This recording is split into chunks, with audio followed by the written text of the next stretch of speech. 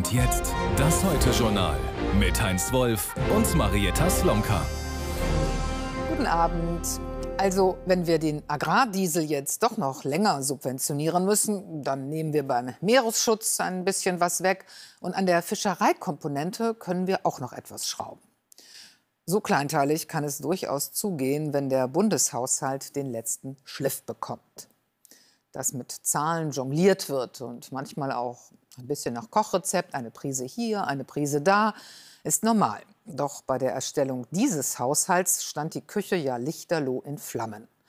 Zeitweise schien nicht ausgeschlossen, dass die Ampelkoalition daran zerbricht. Das erklärt wohl auch die Erleichterung, die den Finanzpolitikern heute anzusehen war, als sie die Endfassung präsentierten. Aus Berlin, Daniel Pontzen. Es liegt also wieder Schnee. Jetzt, daher steht der Haushalt ähnlich wie damals, als man mit den Beratungen begann. Die Stimmung heute betont harmonisch bei den Haushältern der Ampel nach dem gestrigen Schlussakt. Man blicke zurück auf immer faire, vertrauensvolle und auch freundschaftliche Verhandlungen. In fairer Atmosphäre. Deswegen will ich am Anfang mich auch noch mal einfach bedanken. die demonstrative Einigkeit zum Abschluss. Sie steht in krassem Gegensatz zur Genese des Haushalts, die vergangenen Winter mit diesem Briefwechsel beginnt. Man werde die Haushaltseckwerte nicht akzeptieren, schrieb Wirtschaftsminister Habeck im Namen der Grünen damals an Finanzminister Lindner. Der antwortete überrascht und gereizt.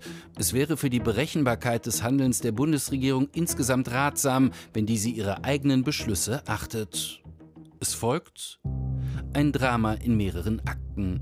Nachdem Familienministerin Paus ihre Kindergrundsicherung nicht durchkriegt, blockiert sie ein Entlastungspaket für Unternehmen.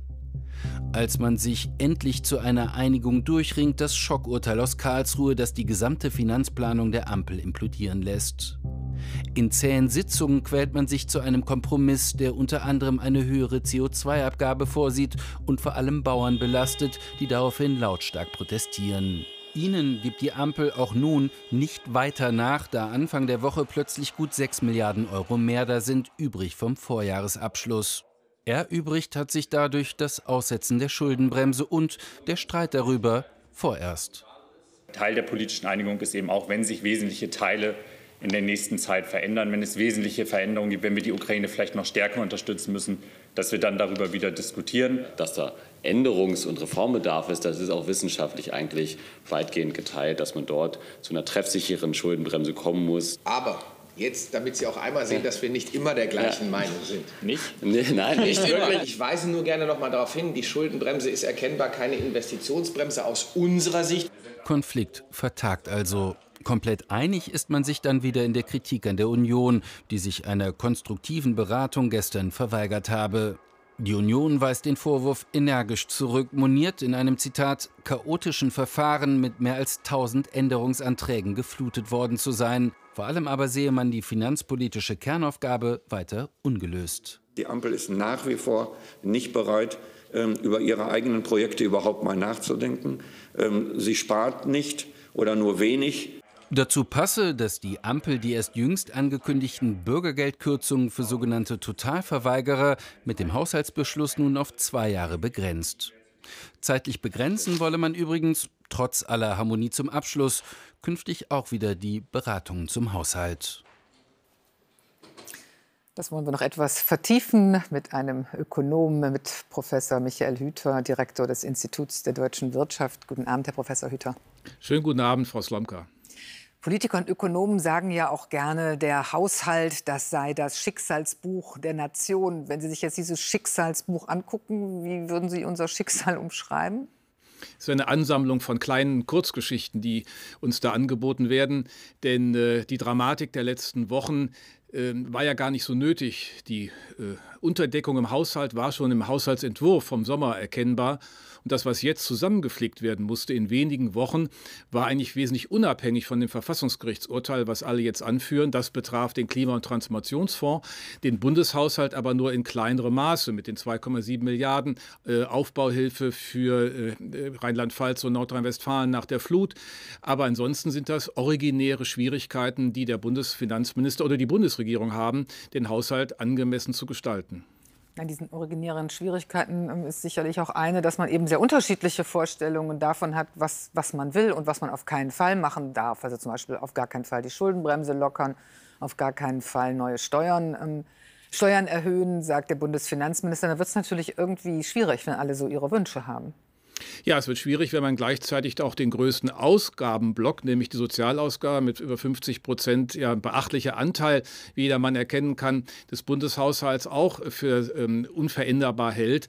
Und dann kommt viel Kleinkram zustande und dann wirbelt man Dinge auf, die Leute ärgern, die nicht verstehen, warum sie dann gerade betroffen sind, obwohl es in der Sache, wie beispielsweise bei den Agrardieselsubventionen und bei den Steuersubventionen Kfz für die Landwirte ja durchaus begründbar ist. Das sind Relikte aus einer anderen Zeit. Das kann man aber anders machen, das kann man auch besser vorbereiten. Jetzt hat man viel Aufruhr, aber am Ende wenig Ertrag, denn für das nächste Jahr und für die Jahre danach ist noch nichts gelöst. Die Themen, die jetzt hier auf dem Tisch liegen, helfen in diesem Jahr, aber sie sind nicht nachhaltig und sie bringen den Haushalt nicht dauerhaft in eine bessere Spur. Was befürchten Sie denn dann fürs nächste Jahr bzw. für 2025? Klammer auf, mutmaßlich ein Bundestagswahljahr, falls es nicht schon vorher irgendwie auseinanderbricht, Klammer zu. Was erwarten Sie denn, wo denn da die größten Brocken und Schwierigkeiten, die jetzt sozusagen übertüncht werden, auf die Haushälter zukommen?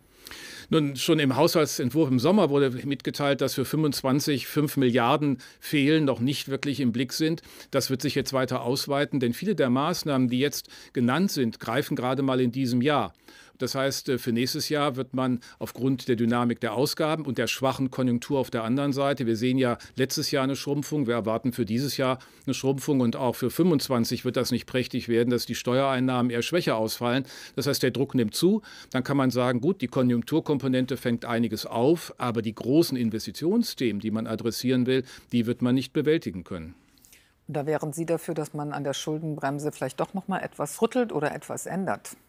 Na, ich wäre dafür, dass man die Investitionen in einem anders aufgestellten Haushalt außerhalb des Bundeshaushalts organisiert. Das ist ein großes Thema. Das ist auch über längere Perioden als 12 Monate zu organisieren. Aber wir haben auch in diesem Haushalt selbst große Herausforderungen. Denn die Bundeswehr beispielsweise soll ja nachhaltig mit mindestens 2% am Bruttoinlandsprodukt finanziert werden. Im Finanzplan ist schon eine Unterdeckung 2026 von 10 Milliarden, 2027 von 40 Milliarden drin. Wer das lösen will, muss doch jetzt schon die Schneisen schlagen, damit diese Verpflichtungen im Bereich der NATO, die ja uns ja auch alle augenfällig sind, dass wir in einer anderen Welt sind, dass diese auch möglich werden. Nichts davon ist erkennbar und insofern hat noch nichts stattgefunden an Repriorisierung der Aufgaben, an Neudefinition der Schwerpunkte und da muss man insgesamt ran. Das ist keine Sache für Nacht- und Nebelaktionen, sondern für eine nachhaltige strategische Aufstellung der Politik. Sagt der Direktor des Instituts der deutschen Wirtschaft. Herr Hüter, danke Ihnen für das Gespräch. Sehr gerne. Zu den finanzpolitischen Themen, über die in der Ampel monatelang gestritten wurde, gehörten auch die Subventionen für Unternehmen, die viel Energie verbrauchen und dementsprechend die hohen Strompreise hart zu spüren bekommen. Auch da ging es letztlich um ökonomische Glaubensfragen. Soll der Staat für besonders betroffene Unternehmen den Strompreis senken? Das wollte Wirtschaftsminister Habeck.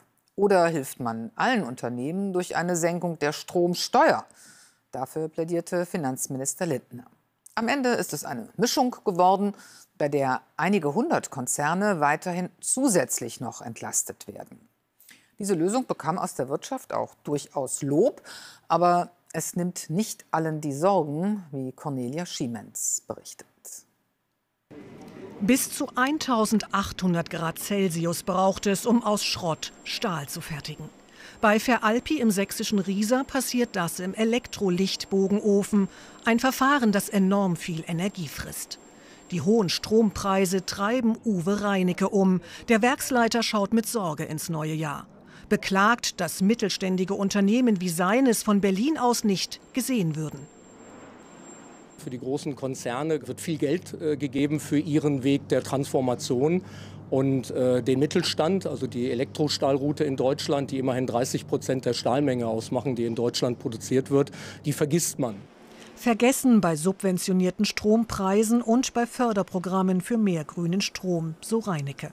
Stattdessen steigen die Preise für Energie noch weiter, da der Bundeszuschuss für die Netzentgelte in Höhe von 5,5 Milliarden Euro gestrichen wurde, wegen des Haushaltsloches. Für Alpi bedeutet das Mehrkosten von 10 Millionen Euro im Jahr. Das macht sich schon sehr deutlich bemerkbar. Das können bis zu 20 Euro Preisteuerung sein pro Megawattstunde. Und das wird letztendlich auch unsere Tonne Stahl um 10 bis 11 Euro verteuern. Wirtschaftsexperten wie Joachim Rangnitz gehen trotzdem davon aus, dass sich die Konjunktur im Laufe des Jahres leicht erholen wird, allerdings nicht in allen Branchen. Stahl, Glas, Papier sind eben die Zweige, die halt eher, nicht so besonders gut laufen werden. Man muss ja davon ausgehen, dass die Energiepreise dauerhaft relativ hoch bleiben. Also das heißt, da ist ein enormer Anpassungsdruck da. Anpassungsdruck, den Sie auch bei Sachsenglas in Chemnitz spüren. Hier fertigen sie Sicherheitsglas für Einkaufszentren, Brüstungen, Fassaden. Das Glas wird thermisch veredelt, das kostet jede Menge Strom.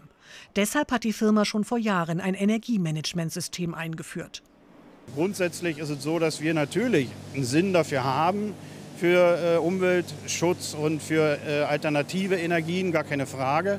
Aber das darf natürlich nicht so sein, dass wir am Ende durch die hohen Stromkosten oder die hohen Preise, die wir haben, dort nicht mehr wettbewerbsfähig sind. Nicht mehr wettbewerbsfähig gegenüber den Nachbarländern, zudem in Polen und Tschechien niedrigere Löhne gezahlt werden. Die schwächelnde Baubranche setzt Sachsenglas ebenso zu. Der Blick zu Beginn des Jahres deshalb nur verhalten optimistisch. Es wird letztendlich ein Kampf am Markt stattfinden, ein Verdrängungswettbewerb stattfinden, und dem müssen wir uns stellen. Das Ziel, die nächsten 2 Jahre zu überstehen, bis die Krise vorbei ist. Hohe Energiepreise, maue Konjunkturlage und Personalmangel. Es gibt ja so einiges, worüber man sich in den Unternehmen Sorgen macht. Vor diesem Hintergrund äußerten sich Vertreter der Wirtschaft zuletzt auch ungewöhnlich politisch. Angesichts der hohen Umfragewerte der AfD warnten sie, dass der Eindruck, Deutschland werde zunehmend ausländerfeindlicher und rassistischer, wirtschaftliche Folgen habe. Das schrecke auch Zuwanderer ab, die man brauche. Die Bundesregierung will gesetzlich gegensteuern. Einerseits soll zwar schneller abgeschoben werden, andererseits sollen Einbürgerungen und doppelte Staatsbürgerschaften erleichtert werden.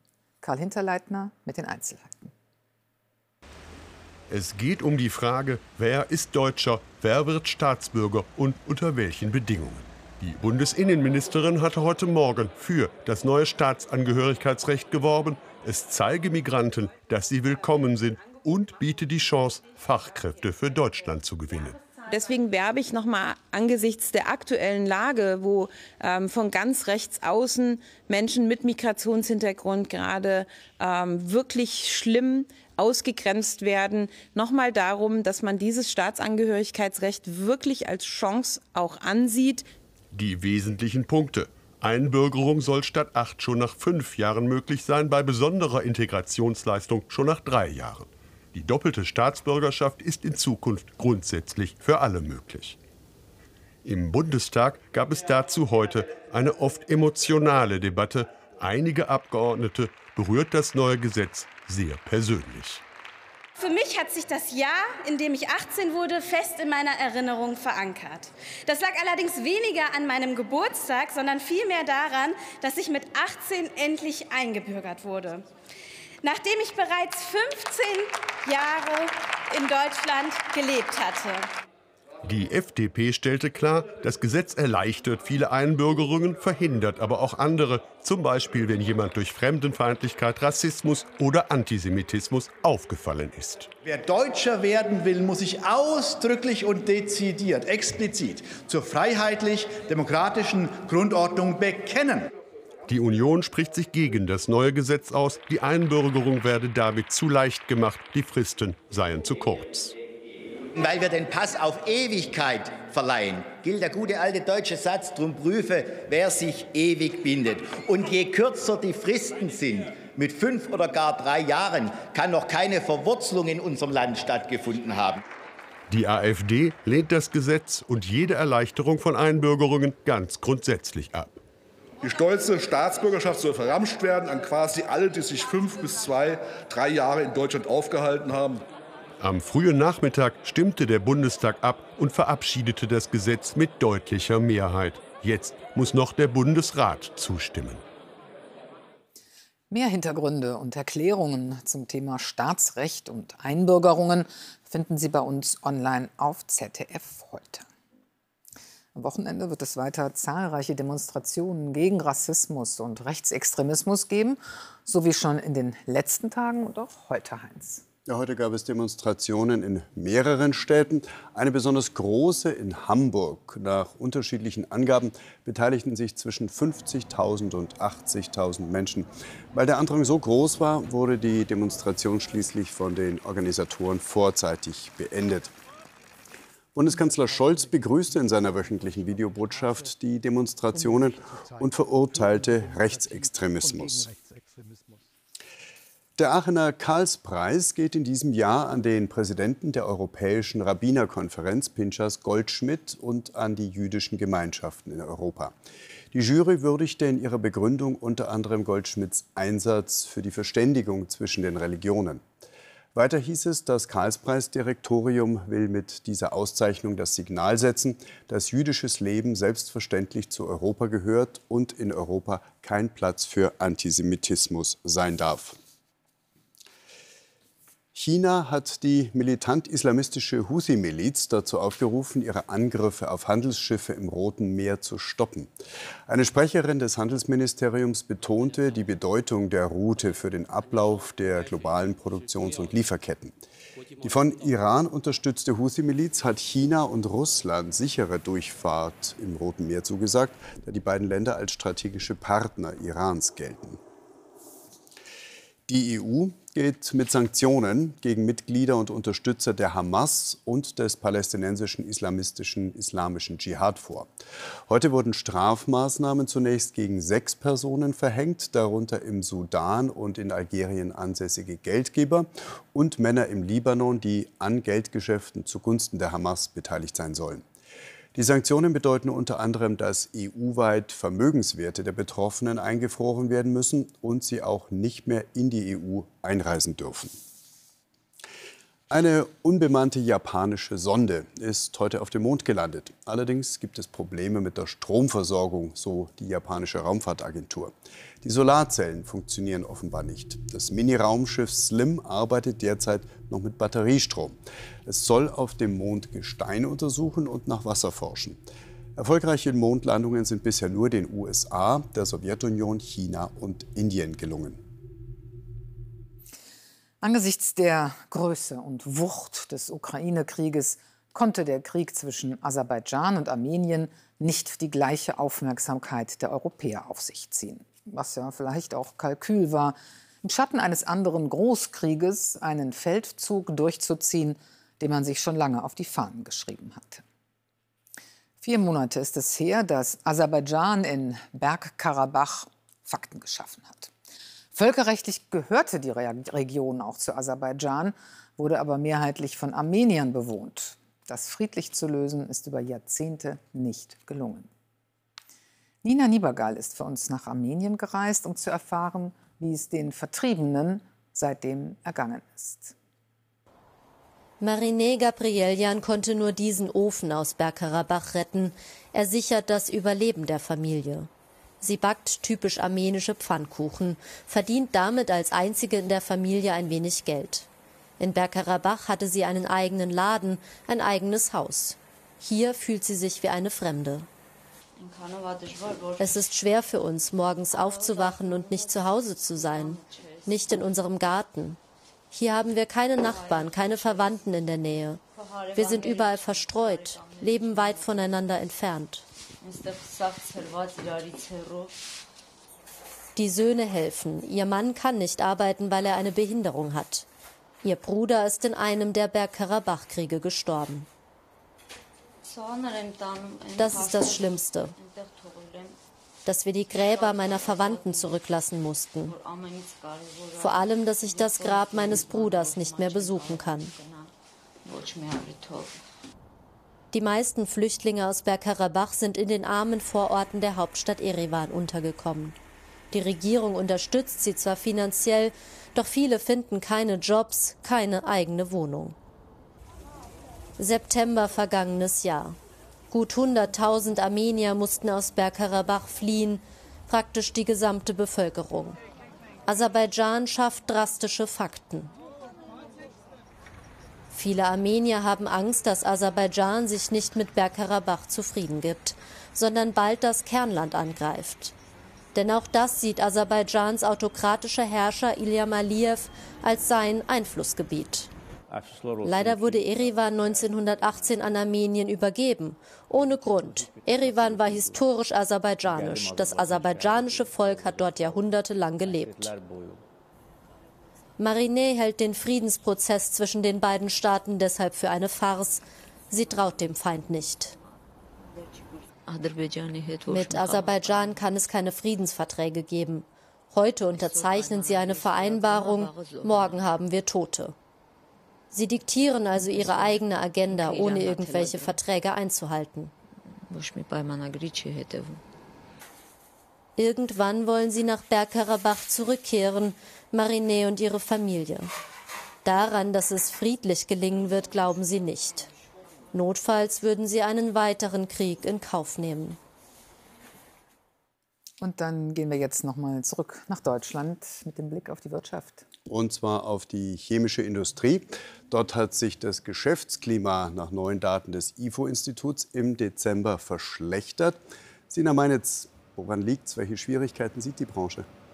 Also es gibt gleich eine ganze Reihe an Hürden, mit denen die Branche konfrontiert wird. Der Chemieriese BASF hat heute sowohl die Markterwartungen als auch die eigenen Ziele verfehlt.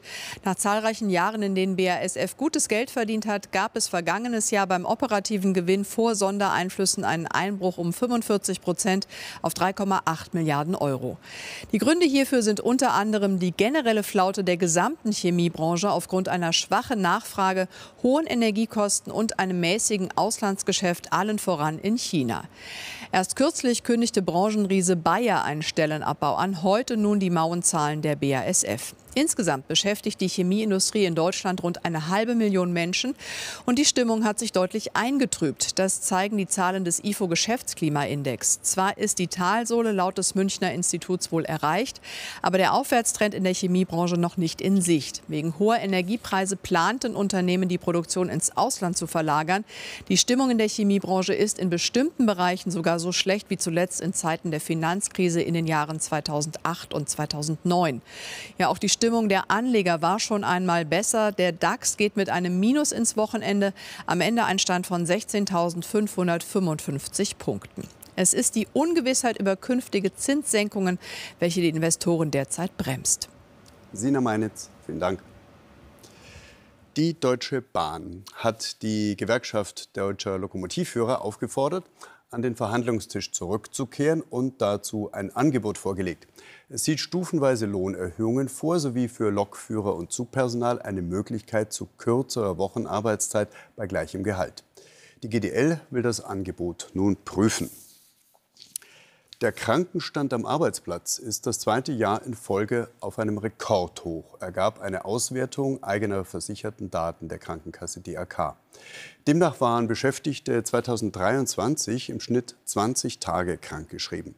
Die meisten Fehltage gingen auf Erkältungskrankheiten zurück, gefolgt von Krankheiten des Muskel-Skelettsystems und psychischen Diagnosen. Bei der Handball-EM hatte die deutsche Mannschaft heute Pause nach dem Sieg gestern gegen Island und vor dem Spiel morgen gegen Österreich. Aber es gab heute in Hamburg die Partie Weltmeister gegen Europameister. Dänemark gegen Schweden. Nach rund 26 Minuten konnten sich die Dänen etwas absetzen und hatten einen 4-Tore-Vorsprung, der sich aber bis zur Pause auf 2 verringerte. Da stand es dann 17:15. In der zweiten Halbzeit blieb es eine knappe Partie. Die Dänen lagen bis zum Ende vorn und holten sich den Sieg mit 28:27. Wenn eine Trauerfeier sehr gelungen war, kann einem ja der Gedanke kommen, schade, dass er oder sie das nicht erleben konnte. Die Reden, die Musik, die Atmosphäre und wer alles da war. Was ja umso mehr dafür spricht, dass man Menschen zu Lebzeiten häufiger sagt, wie liebenswert sie sind und dass man schöne Feste miteinander feiert und Erinnerungen teilt. Dass die Trauerfeier für Franz Beckenbauer, den Kaiser, in der Allianz Arena stattfand, entspricht der Größe seiner Biografie. Und irgendwie passte es zu ihm, dass es trotz dieser riesigen Kulisse Momente gab, die sich familiär anfühlten. Stefan Leifert war dabei. Und plötzlich ist da dieser Moment, ohne Regie, ganz ungeplant, spontan. Ein Film lässt das Leben des Franz Beckenbauer noch mal vorbeiziehen. Und das ganze Stadion erhebt sich. Tränen fließen, der Applaus will nicht enden, minutenlang. Es ist der emotionale Höhepunkt eines innigen, eines würdevollen, eines persönlichen Abschieds vom Kaiser. Lieber Franz, jetzt bist du 12 Tage tot. Und um ehrlich zu sein, du fehlst mir sehr. Ruhe in Frieden, einem Frieden, den du leider in den letzten Jahren nicht in der Form genießen konntest, wie du es verdient hast. Vielen Dank. Es ist ein Jahrhundertleben, das in der Allianz Arena nochmal bestaunt wird. Der Beifall gilt dem Fußballer, die Tränen dem Menschen Franz Beckenbauer. Auf der Tribüne spiegeln sich die vielen Stationen und Rollen Beckenbauers: Spieler, Trainer, Funktionär, Diplomat, Botschafter eines ganzen Landes. Ich bin wirklich viel durch die Welt gereist und wohin ich immer kam, auf allen Kontinenten, kannte und kennt man Franz Beckenbauer. Als diplomatisches Naturtalent wurde er zum beliebtesten Botschafter unseres Landes. Ich werde mit dir gehen, singt Startenor Jonas Kaufmann. Die Gedenkfeier bei Minusgraden trifft den Ton und wärmt die Herzen der über 30.000. 11 Freunde legen Rosen im Mittelkreis nieder, der heute nur aus einem besteht. Sein Spruch war immer: geht's raus und spielt Fußball. Lasst uns alle so weitermachen. Lasst uns rausgehen und spielen in seinem Sinne, im Sinne von Franz Beckenbauer. Der FC Bayern auf alle Fälle wird immer ein Kaiserreich bleiben und das auf ewig. Ein Mann, der mit seinem Glück so viele andere glücklich machte. Doch auch die einsamen letzten Jahre des Franz Beckenbauer nach den Vorwürfen rund um die WM 2006 klingen heute an. Mag der eine oder andere von Schatten reden, das Licht von Franz Beckenbauer strahlt hell und prall und weit über das Ganze hinaus.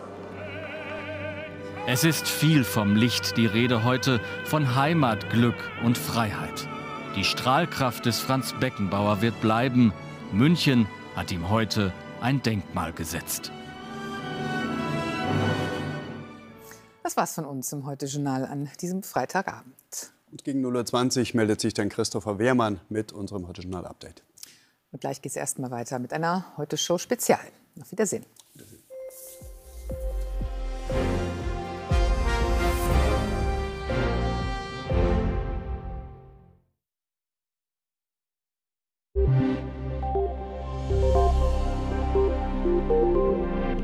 Schönen guten Abend und herzlich willkommen zum Wetter. Die Daten von der NASA und NOAA sind ausgewertet und es ist das wärmste Jahr seit Aufzeichnungsbeginn weltweit gesehen, das vergangene Jahr. Es gab ja etliche Extremwetterereignisse und das Jahr 2024 könnte sogar noch wärmer werden. Wobei das Jahr 2023 hier schon an der 1,5 Grad Marke kratzt. Einige Datensätze zeigen sogar, dass es überschritten wurde. Schauen wir auf das aktuelle Wetter und das Extremwetter der letzten Tage. Ja, das brachte einiges an Eis und Schnee und diese Luftmassengrenze war bis Frankreich zu spüren. Sie sehen es hier in weiß und was sich da drüber bewegt, das sind die Wolken. Außerdem gab es heute viel Sonnenschein. In der Nacht gibt es ganz im Norden viele Wolken, Regen und Schnee und dazu einen kräftigen Westwind. Ansonsten klart es auf, es bildet sich Nebel und es wird knackig kalt mit Temperaturen bis minus 18 Grad an den Alpen. Hier also strenger Frost, minus 15 im Westen, 1 bis 3 Grad ganz im Norden Deutschlands. Morgen dann viel Sonne, vor allem nach Süden hin, in der Mitte, teilweise auch nach Osten hin. Ganz im Norden ist es dicht bewölkt, aber in einigen Tälern bleibt es den ganzen Tag dicht mit Nebel. Und dann steigen die Temperaturen nicht über die 0-Grad-Marke, also Dauerfrost zum Beispiel hier im Westen mit -3 Grad, 6 Grad plus im Norden. Ja, am Sonntag bleibt es noch relativ ruhig und am Montag erreicht uns ein Sturmtief. Einen schönen Abend.